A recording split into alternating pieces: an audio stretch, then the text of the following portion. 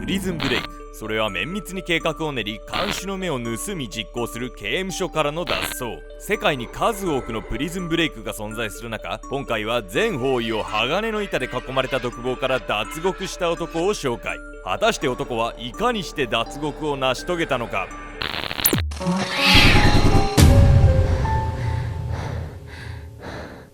いどうも、アルゴメントリーのケンちゃんです。どうも、やみやみこです。というわけでですね、本日はね、早速ね、行ってまいりましょう。何を最強脱獄派スイーツですよ。もう毎回出ちゃいますよ。毎回逃げては捕まるやつでしょ。毎回捕まんのよ。もうね、大体なんか頭いいんだかバカなんだか分かんないですというわけでですね、まず1人目はクオンテ・アダムス。アメリカ人なんですけれども、まあね、彼のね、その脱獄の鮮やかな手口っていうところがね、リアルプリズンブレイクとまで呼ばれているんですよ。絶対に脱獄不可能、難攻不落のオールトン刑務所。誰にも気づかれずに脱獄したその鮮やかすぎる手口とは。完全無欠の脱獄。イリノイ州オールトンの刑務所。この刑務所の独房は四方を鋼の板で囲まれ、独房内のカメラで24時間監視しているんです。さらに看守による独房点検が30分ごとに行われるといった、もう変態すぎる脱獄不可能な最強刑務所なんです。そんな中、誰にも気づかれずに鮮やかに脱獄してみせたのがさらなる変態、この男クオンテ・アダムス。いや、この男はどうやったっていうの？もういいしがれた。なんて言うた2005年、アダムスは密売目的の違法薬物所持で逮捕されました。さらに、それまで行ってきた暴行やマネーロンダリングなどの罪も加味され、終身刑の宣告を受けてしまいます。非常に重い刑罰であるものの、全ては自分の行いの結果、処遇を受け入れてはいたんですが、逮捕直前になり、そんな彼の気持ちが一変する出来事が起こったんです。なんと、アダムスの恋人の妊娠が発覚したんです。生まれてくる子供をこの手で抱きしめたい。身分不相応ではあるんですが、抑えきれない思いが芽生え始めたアダムス。じゃあ最初から悪いことすんな。これが脱獄を決意した瞬間だったんです。愛が人を動かすってことね。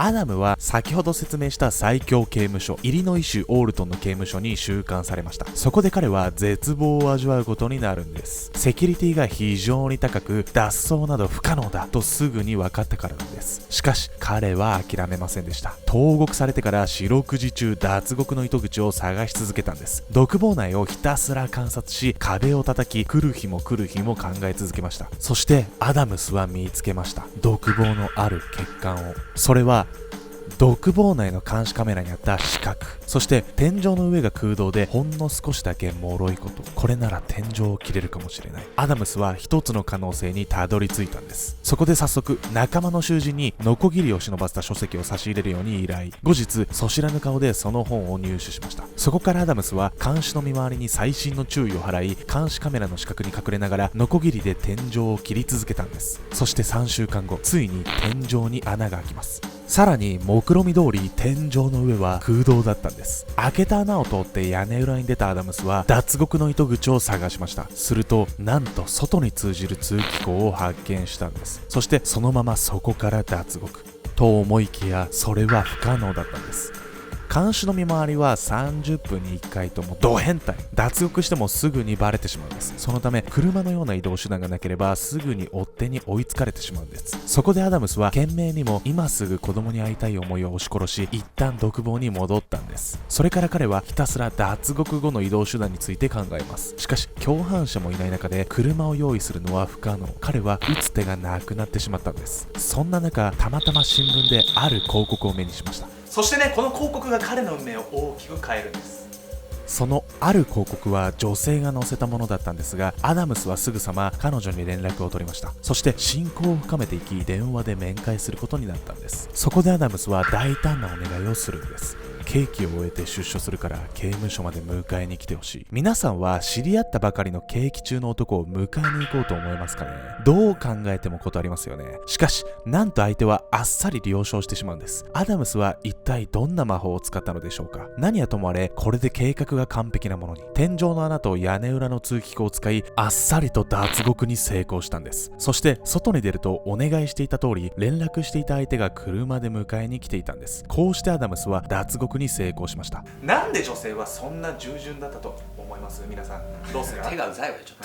あの日、彼が見つけた広告にはこんなことが書いてあったんです。独身の黒人男性の方、連絡をください。そう、実はこれ、女性が新聞に掲載していたのは恋人募集の広告だったんです。俺も出そうかな。アダムスは女性の恋心を利用することで無茶なお願いを了承させていたんです。ですが彼はホテルでの潜伏中にあっけなく逮捕されてしまうんです。それは彼女が警察に通報したからなんです。アダムスは彼女に出所するからと嘘をついていたんですが、囚人服を着ていたので出所ではなく脱獄だとすぐにバレたんです。もうバカ！こうして結局子供の顔を見れないまま刑務所に戻ることになってしまったんです。はい、続いてはですね、先ほどね、イカレアメリカ人のアダムスの脱獄を上回るさらにイカレジャポネーゼがね、登場する。ジャポネーゼ、はい、日本の脱獄史、脱獄史って何やねんって感じなんですけど日本のね、脱獄史にね、これね、もう驚きの手口なんです。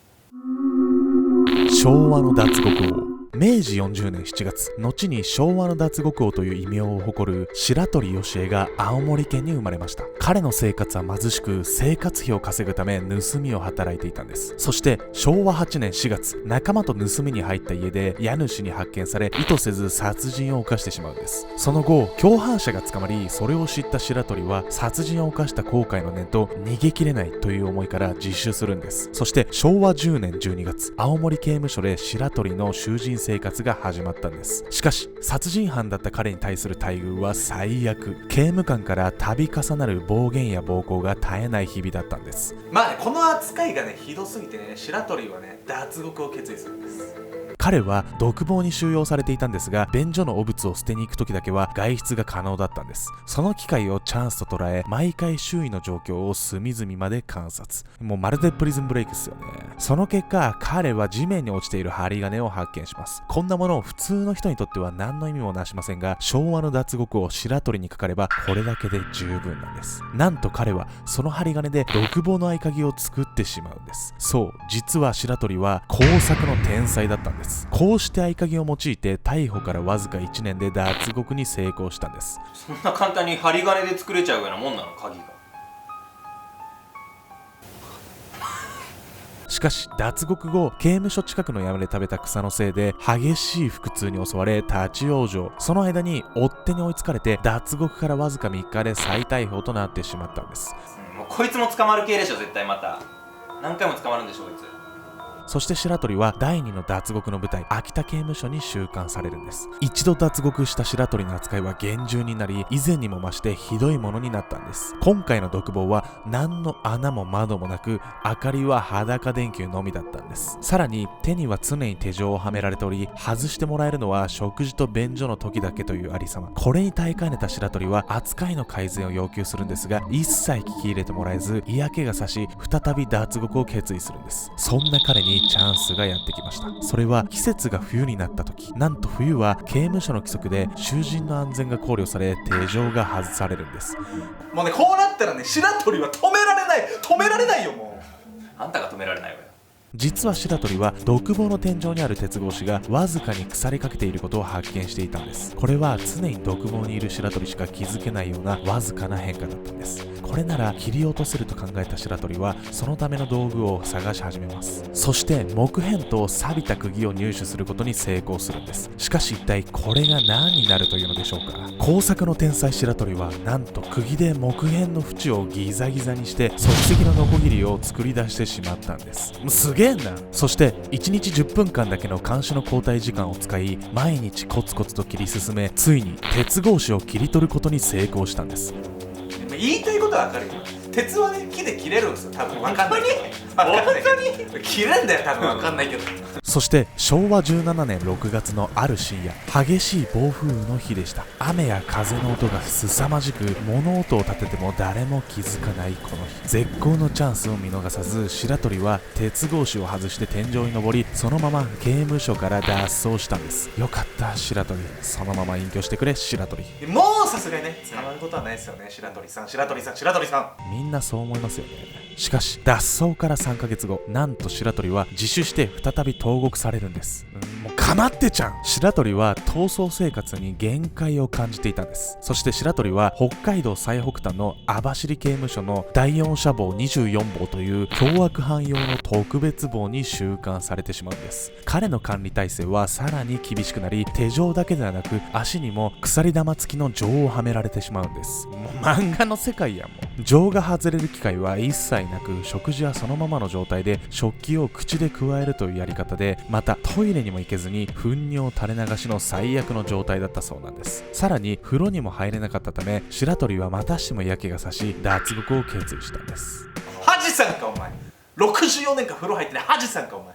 そこで白鳥は看守に気づかれないように手足の錠を根気よくぶつけたり噛んだりして緩めていったんです。さらに独房の扉に鉄格子がついているんですが、これに味噌汁をかけてその塩分で錆びさせたんです。3ヶ月も経つと、なんと錆び切った鉄格子はとうとう外せる状態になったんです。そして昭和19年8月末、たまたま停電により監視交代が遅れた時をチャンスと捉え、手足の錠を外し扉の鉄格子を取り除き脱獄したんです。もういいわよ白鳥、絶対捕まらないで。これ刑務所の手は煩わしちゃダメよ。これも何あんたのその手に置いてる。しかし脱獄の2年後、白鳥はとある地のスイカ畑で泥棒に間違えられて逮捕されてしまうんです。もう分かってた、なんか分かってた。もう俺が悪かった。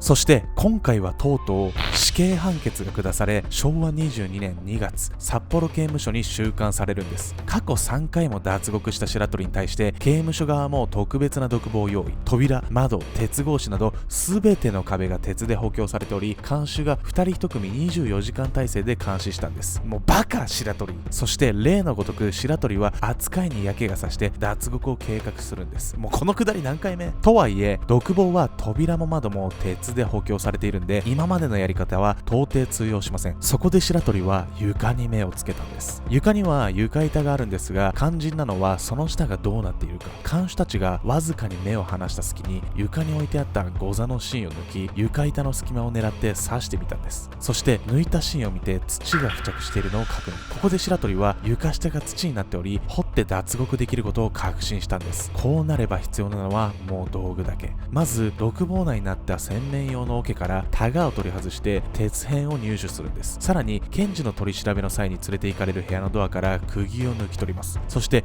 再び工作の才能を発揮。その釘で鉄片を細工することで即席のノコギリを作ったんです。そして床板を切っていきます。でもですね、警備がね厳重すぎてね、簡単には作業させてもらえないんです。これらの作業は絶大な集中力を要したんですが、看守たちに24時間監視されていた白鳥は、彼らが視線をそらすわずかな隙を見逃さず、その間のみ作業を進めていったんです。そして昭和22年3月、彼の執念が勝利し、床板を切り外すことに成功。怪しまれないように布団を膨らませた状態で置いておきながら、白鳥は食器と手を使って床下の土を掘っていったんです。そして見事特別房の外へ脱出するんです。運も味方し、外は雪が高く降り積もっていたため、それを土台に刑務所の塀も容易に乗り越えることができたんです。こうしてついに白鳥は4度目の脱獄を成功させたんです。ではね白鳥、もう捕まっちゃダメだからもうやめてよそれ。そしてその後白鳥は300日間ほど逃亡生活を続けるんですが、昭和23年1月、白鳥は札幌の地でそっと職務質問を受けて逮捕されたんです。そっか。そして懲役20年の刑が言い渡された白鳥は、周囲の不安とは裏腹に真っ当に刑を務め上げて出所するんです。その後更生した白鳥は勤勉に働き、昭和54年2月24日享年71歳でこの世を去っていったんです。チャンネル登録と高評価よろしくね。